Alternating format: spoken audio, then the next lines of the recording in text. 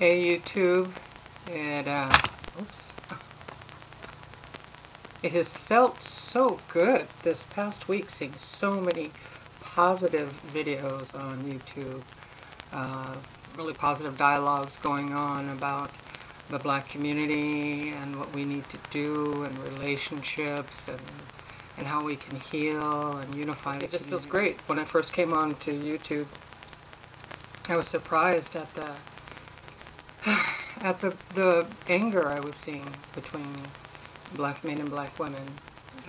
But I feel really good about connecting with some people that are really positive and thinking about ways we can make our community better. I have noticed there still is some divisiveness, and I just kind of wanted to address that real quick and remind people that the Lynch papers were a tool that someone used to oppress us. They are not who we are. And I am not the enemy, and you, my brothers, are not the enemy. One of the major tools used to oppress us was internalized oppression, telling us repeatedly that we are not worth anything, and us eventually buying into it, internalizing it, and believing it not only about ourselves, but believing it about each other, that I'm no good because I'm Black, so that must mean that you're no good because you're Black, and our babies are no good because they're Black. That is internalized oppression, when we take it inside and start to believe it, and that is what makes racism the powerful tool it is to keep classism going, to keep the status quo, to keep the oppression going. That's where I've heard people bring up post-traumatic stress disorder, and in regards to us women, and I have read that it's not only us women, it's also our children are now being diagnosed with it. I think that is one of the things that the violence of racism has done to us, and the violence of internalized racism has done to us taking it out on our children, invalidating them, disciplining them with this rigidity that they have to do things right, have to be perfect. That is part of our internalized oppression. Making them respect us out of fear is part of our internalized oppression, because that's what was done to us. And so the cycle goes on. I think the divisiveness, I think we've got to remember that it's not our behavior that's the enemy, it's racism that is the enemy.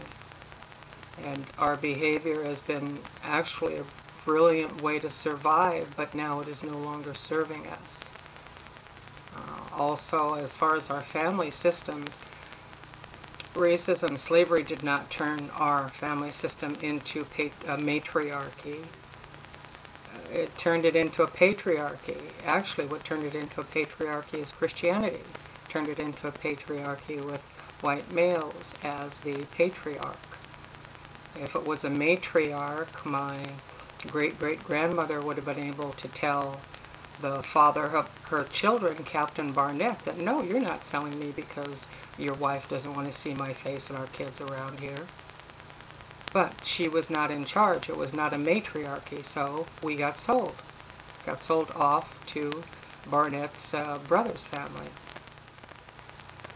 I think that's one of the reasons why Christianity worked so well in controlling us, by saying on one hand that our culture is supposed to be patriarchal, and on the other hand pulled that power away from our men and just messed with their heads, or gave them a false sense of patriarchy, of being in control while they were in the house, and then once outside of the house, of course, external racism came into place, which reminded our brothers that once again, no, they were not in control. So please, let's remember that we are not the enemy. Racism is internalized racism. And we both have things we can do differently. There are things that, as women, black women, that we do that are contributing to the problem. There are things that, as black men, you are doing that are contributing to the problem. But it's not us. It's the internalized oppression. The internalized oppression that has caused the violence in the family.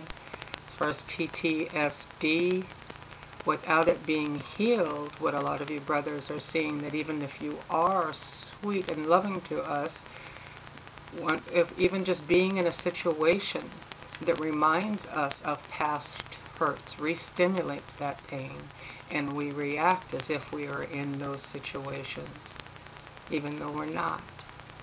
That's what internalized oppression does. So please, let's remember that we are not each other's enemy. It's the system, it's the form of oppression that is the enemy. We are not the Willie Lynch letters. They were a tool. They are not us. And internalized oppression means believing the Willie Lynch letters as far as them being who we are. They were just a tool. They are not us at all. Peace.